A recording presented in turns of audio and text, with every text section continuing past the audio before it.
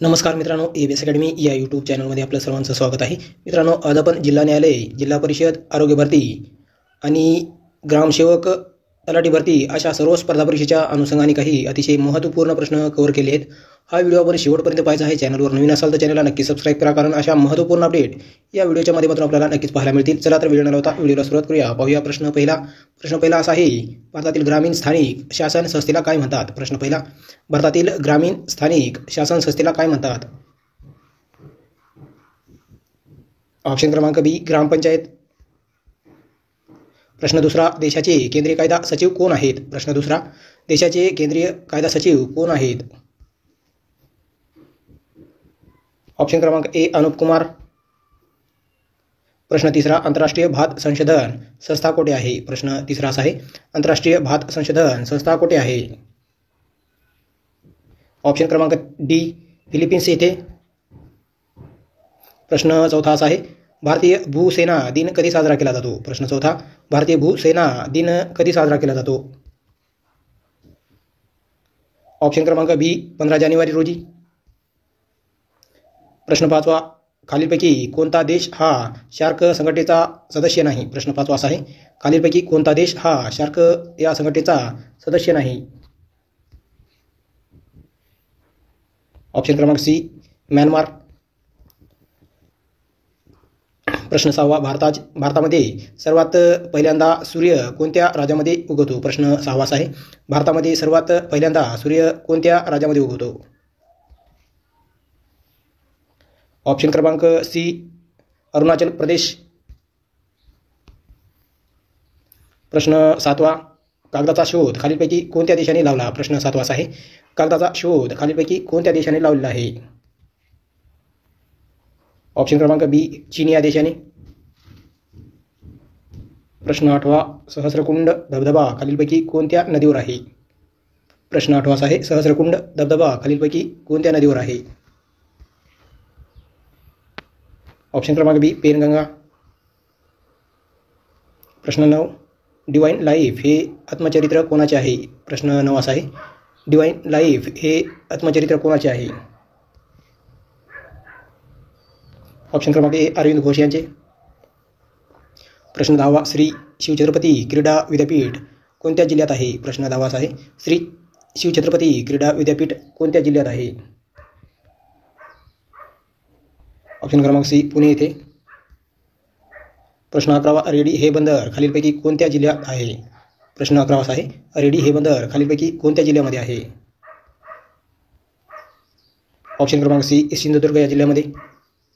प्रश्न 12वा, भारतामध्ये उपग्रह प्रक्षेपण केंद्र खालीलपैकी कोठे आहे? प्रश्न 12वा असा आहे, भारतामध्ये उपकेंद्र प्रक्षेपण केंद्र खालीलपैकी कोठे आहे? ऑप्शन क्रमांक ए, श्रीहरिकोटा येथे. प्रश्न 13वा, भारतातील ग्रामीण स्थानिक शासन संस्थेला काय म्हणतात? प्रश्न 13वा असा आहे, भारतातील ग्रामीण स्थानिक शासन संस्थेला काय म्हणतात? ऑप्शन क्रमांक बी, ग्रामपंचायत. प्रश्न 14वा, कोणता दिवस संयुक्त राष्ट्र दिवस म्हणून साजरा केला जातो? प्रश्न 14 असा आहे, कोणता दिवस संयुक्त राष्ट्र दिन दिवस म्हणून साजरा केला जातो? ऑप्शन क्रमांक डी, 24 ऑक्टोबर रोज. प्रश्न 15वा, खालीलपैकी कोणता शहर पंचगंगा नद्यांच्या संगमावर आहे? प्रश्न 15 असा आहे, खालीलपैकी कोणते शहर पंचगंगा नद्यांच्या संगमावर आहे? ऑप्शन क्रमांक सी, नरसोबाची वाडी. प्रश्न 16वा असा आहे, आंतरराष्ट्रीय खारफुटी परिसंस्था संवर्धन दिन म्हणून दरवर्षी कोणता दिवस साजरा केला जातो? प्रश्न 16वा असा आहे, आंतरराष्ट्रीय खारफुटी परिसंस्था संवर्धन दिन म्हणून दरवर्षी कोणता दिवस साजरा केला जातो? ऑप्शन क्रमांक बी, 26 जुलै रोजी. प्रश्न 17वा, तहसीलदार कोणत्या पदावर देखरेख ठेवण्याचे कार्य करतात? प्रश्न 17वा असा आहे, तहसीलदार कोणत्या पदावर देखरेख ठेवण्याचे कार्य करतात? ऑप्शन क्रमांक बी, तलाठी या पदावर. प्रश्न 18वा, अंगरतळा ते अखोरा रेल्वे प्रकल्प भारत आणि कोणत्या देशाशी संबंधित आहे? प्रश्न 18वा असा आहे, अंगरतळा ते अखोरा रेल्वे प्रकल्प भारतातील भारत आणि कोणत्या देशाशी संबंधित आहे? ऑप्शन क्रमांक ए बांगलादेश. प्रश्न 19. 2034 मध्ये फिफा विश्वचषक कोणत्या देशात आयोजित केला जाणार आहे? प्रश्न 19. 2034 मध्ये फिफा विश्वचषक कोणत्या देशात आयोजित केला जाणार आहे? ऑप्शन क्रमांक बी सौदी अरेबिया.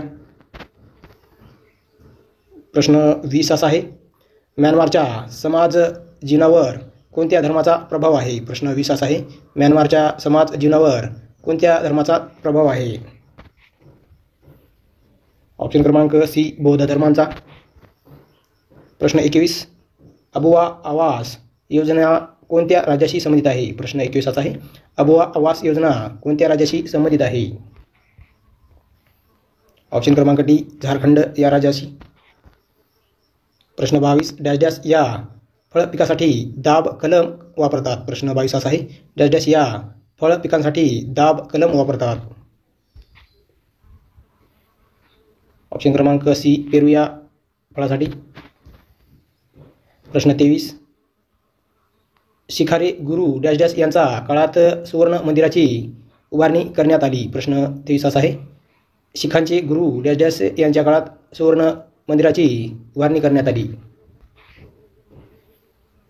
ऑप्शन क्रमांक सी गुरु रामदास यांच्या.